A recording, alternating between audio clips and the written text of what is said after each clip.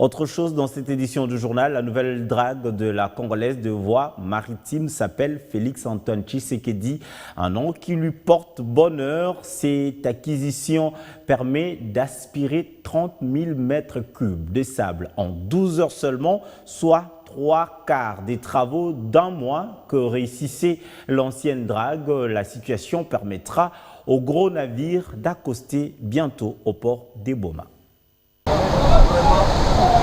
La drague de la CVM, Félix-Antoine Tshisekedi, est en plein travail sur le fleuve Congo entre Boma et Mwanda. Depuis le 6 mars, jour que cette drague a quitté la ville de Boma, elle se comporte très bien en suçant à l'aide de ses deux lindes les sables qui perturbent la navigation sur ces tronçons. 30 000 mètres cubes de sable sont aspirés en 12 heures seulement les jours, ce qui représente les 3/4 du travail que réalisait l'ancienne drague en un mois. Rendre sur le terrain et voir cet objet fonctionner devant vous.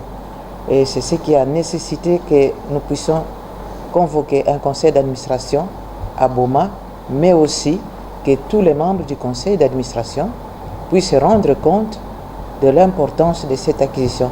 Voilà ce qui a expliqué notre déplacement pour Boma. C'est une drague d'occasion, mais une très bonne occasion qui peut encore couvrir nos activités pendant plus de 5 ans.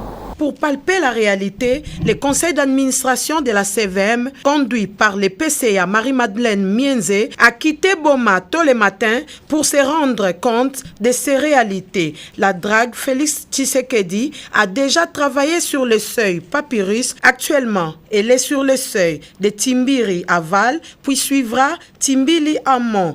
Explication du directeur d'exploitation Alexandre Nzeza Toko au conseil d'administration élargi au directeur de la dite entreprise. Les autres seuils à draguer, le seuil de Pointe de Palmers, la Tortue, Kindu et Bunia. Au total, 7 000 mètres cubes de sable sans talus et 864 000 mètres cubes avec talus à extraire. Dans tous ces endroits, la CVM va élargir et approfondir la voie navigable, aussi améliorer leur géométrie en rectifiant le coude gênant.